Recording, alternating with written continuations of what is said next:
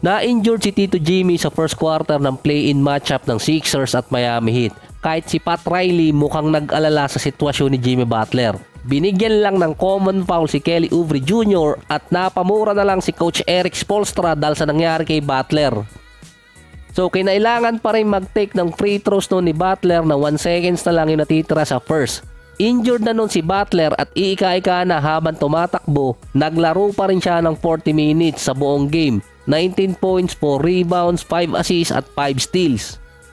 Yung last 7 points ng Sixers para makalamang sila ng 105-104 galing sa free throws ni Tyrese Maxey at Kelly Oubre Jr. Si Joel Embiid meron 23 points, 14 rebounds at 5 assists. Papasok ang Philadelphia sa first round ng playoffs at ang makakatapat nila Knicks. So nakasetup na yon sa April 21 ang Game 1 ng Sixers versus New York.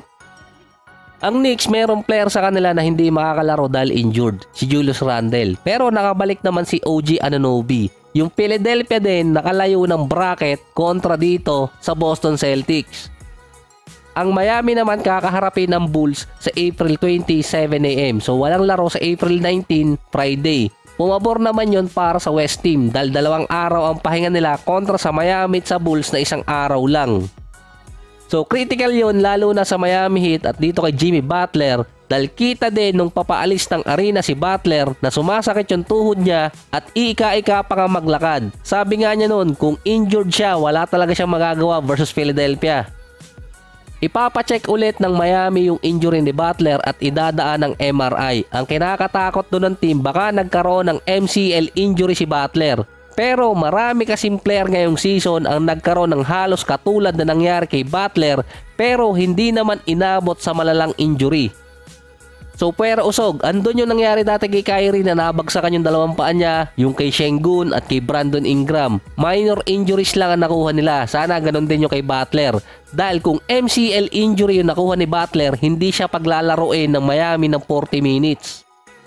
Yung dati kay Joel Embiid nung na-injured siya at naoperahan, pinirmahan na lang talaga yung injury niya dun sa Golden State game dahil bumigay talaga yung tuhod niya noon nung January.